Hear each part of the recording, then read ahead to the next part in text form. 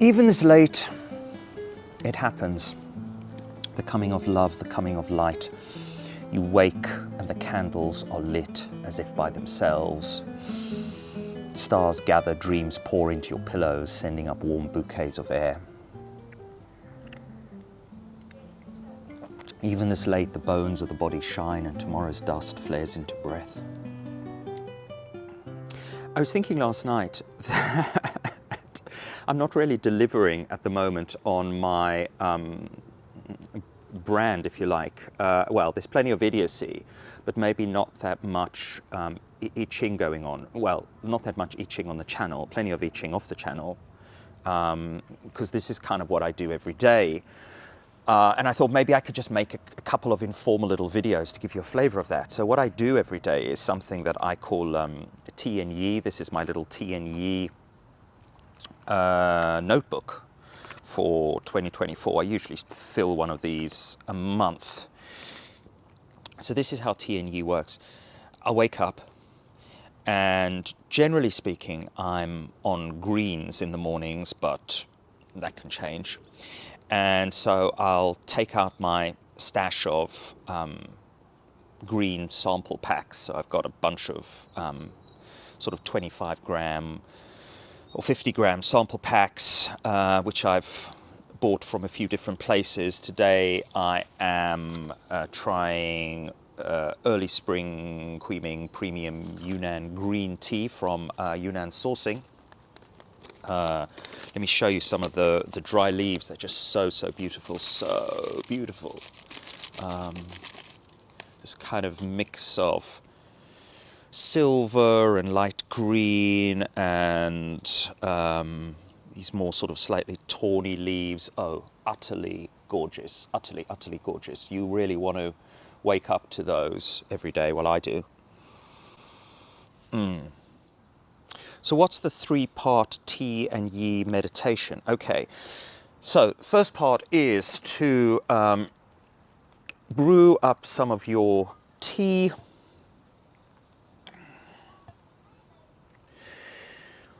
And just really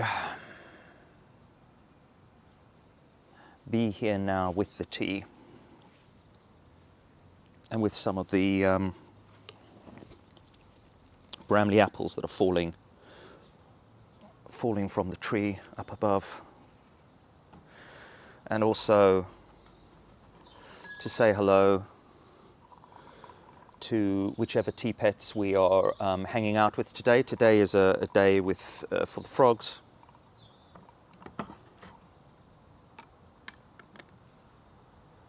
So I don't know if you could see, you know, the idea with a glass gaiwan is that, oh wow, I can really see what's happening inside there in terms of the greenness of the tea.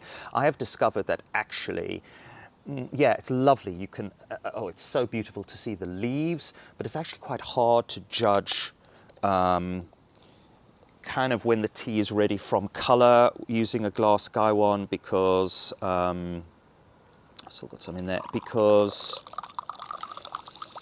you've got green coming in from other directions.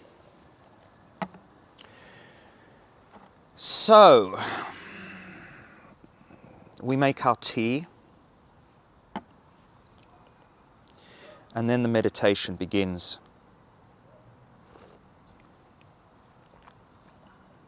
And the meditation is essentially this. It's a sipping. It's tuning into those flavors and aromas which the tea is known for, which is this sort of vegetal, mineral, floral, maybe even a little bit fruity. Scott has written for this tea that aroma has hints of green chestnut and fruit. Taste is sweet and pungently active in the mouth. I'm on my sort of 4th steep here. I'm definitely getting the pungency, a kind of astringency. What have I written? So then I start writing some tasting notes. I wrote quite sharp, quite bitter, although I then lowered my brewing temperature to account for that, to get a little bit more smoothness. It's got bite, it's got astringency, it starts to get a little bit more creamy. I've written runner beans, fresh cut grass, watercress.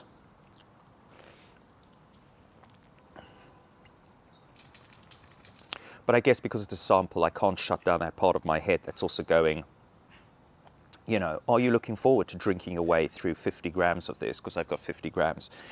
And to be absolutely honest, I will probably drink it because I hate wasting anything.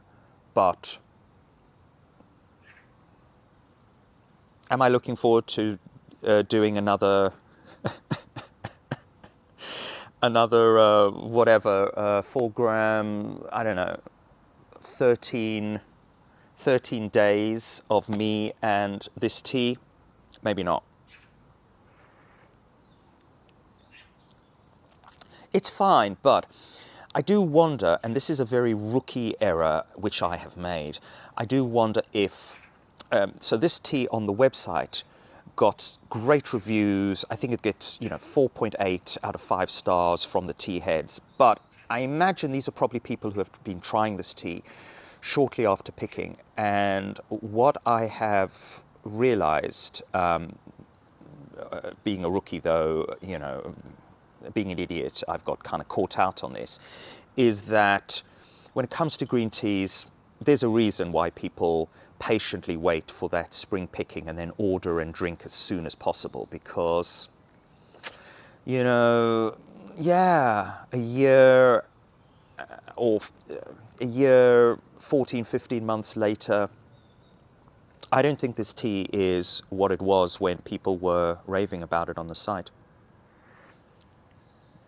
But that's not what the meditation's about. The meditation is not about judgment, because, as we know, we've got too much of that going on in our minds anyway.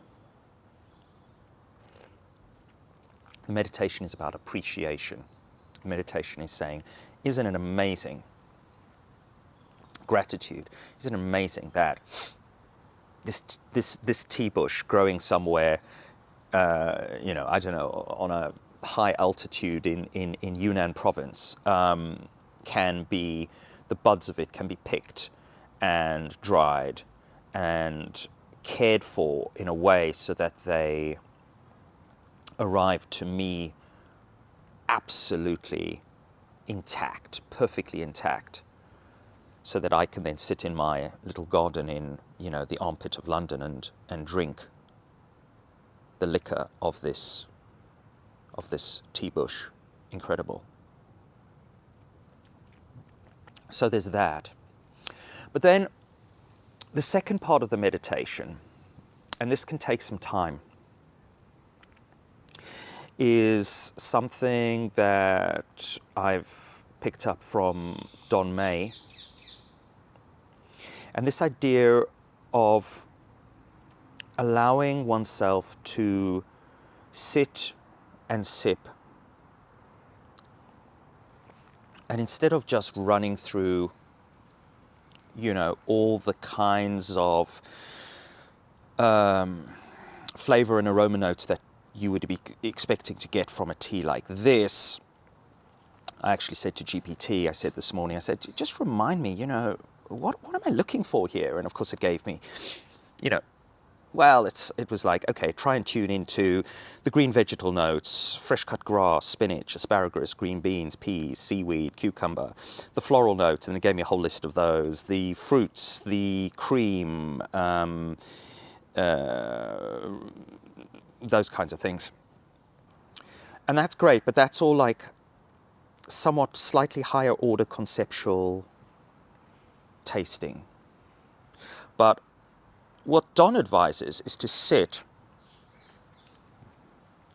sip, and then sort of do a little bit of just let your mind wander on that sea of tastes and smells and see where it takes you. Because it might take you somewhere that's obvious, it might take you somewhere strange. Essentially, see if it takes you to a memory, is what Don suggests. And then from that memory, you can also then start to actually unpack the fragrances and the taste of the tea.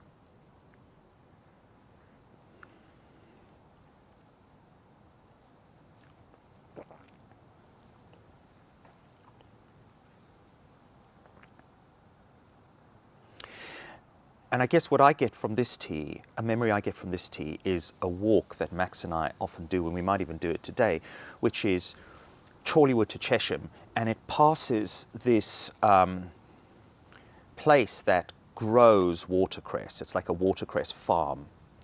And I visited this farm and sampled some of the watercress that's growing in the stream. And there is definitely that sharpness, that astringency, that kind of watercress vibe going on. But there's also memories associated of sitting on, coming up to harvest time as this time of the year, sitting on kind of like hay bales, those large, round hay bales that you have to kind of pull yourself up onto, and just sitting on those and grabbing 5 minutes of sort of sunny, late summer hay vibes. So that's the second part of the meditation. And then the third part of the meditation is where the yi side comes into it, is working out something we'd like the oracle to chime in on. And so, for example, this morning, I'm starting to think about winter because I love this island in the summer, but I hate it in the winter. I hate it with a ferocity. I wasn't born here. I was born in very sunny climes, and the wintry weather and the closed-in nature of being on the island, particularly being not very close to nature, the nearest green space I have is just a little park that's about a half an hour walk away. I don't have a car. It's an hour or more to actually get into the countryside. So recently I've been thinking about going away somewhere else, just somewhere else in the UK in the middle of winter, just for a month or so. Maybe somewhere like Devon or Cornwall or Ludlow, somewhere that's relatively dry, not too cold, where I'm just a little bit closer to nature. But the tricky thing about that is that the older I get, the more I become very attached just to my known surroundings. And the thought of going and spending 5-6 weeks in some overpriced Airbnb, and they really are overpriced for what you're getting, Airbnb accommodation, even if it's in a beautiful spot, but just not having my familiar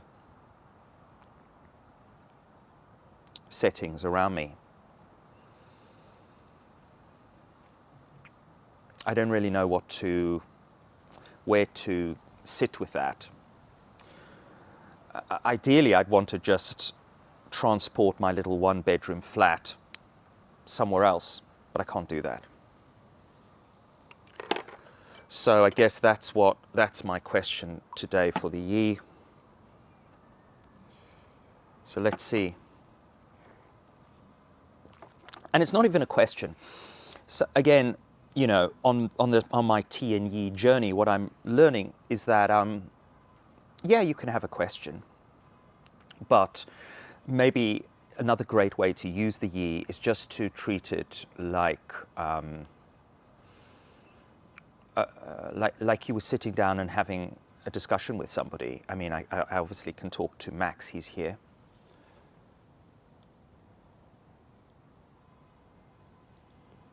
Yeah, I can talk to Max, but he's not necessarily, I mean, he's kind of happy to be anywhere, really.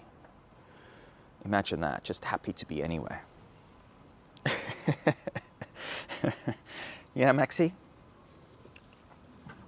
I mean, I guess it helps when you're blind because, whoa, it helps when you're blind because you're not that fussy as to what's coming in through the eye sockets, as long as you're with the people or the creatures you love. You've got some warmth and shelter, it's all good. So I'm not even going to form this as a question. I'm just going to see what the Yi has to say on this topic. And in fact, I'm not even going to throw coins. I'm not going to do yarrow today. I'm going to use my my cards. This is just the 64 hexagrams on cards. And I'm sure the purists would think that this is not the way to go, but I don't know. Again, influenced by one of my Yi gurus, which is Harman Mesker. I mean, Harman says you can just use anything. It doesn't really matter. It's the Yi will give you the answer you need, no matter what. And I believe he's accurate with regard to that, right? So as I'm shuffling the cards in the back of my head, I'm going like, okay, where shall I stop? How am I going to select a card? Let's just say I've stopped there, and let's just say again, I don't know where this thought comes from. I don't believe in free will. I'm a determinist. So let's just say there's a thought, and there is a thought now which just says, okay, cut the pack, and whatever is the card, that's the card. That's the answer. And I believe that. I believe that this card is the answer. So I'm going to show you the card, and then I'm going to think about it, and then I'll come back and say a couple of words to myself. Yeah, because it's the idiot who chooses the card, and then it's sort of the non-idiot, the so-called sort of slightly wiser person, if you like, the wiser part of ourselves, I think, that then uses the card and gives us a response. So here's the card. It is Hexagram 19, the approach of spring.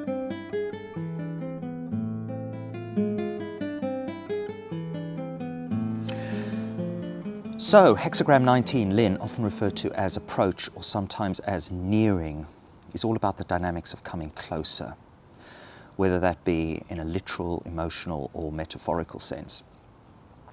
This hexagram speaks to the energy of advancement and the favorable conditions that arise when we are in a position of influence or leadership, as ideally we all are in our lives at some level. It represents growth, guidance, and the auspicious timing of moving forwards with something important. As such, it does encourage us, this hexagram, to adopt an attitude of openness, of optimism, of readiness to take advantage of opportunities as they arise. The Zhou Yi provides the following text here. Approach has supreme success. Perseverance furthers. When the 8th month comes, there will be misfortune. The earth above the lake, the image of approach. Thus, the wise creature, the non-idiot. The non-idiot is inexhaustible in their will to teach and without limits in their tolerance and protection of others. So hexagram 19 is composed of 2 trigrams.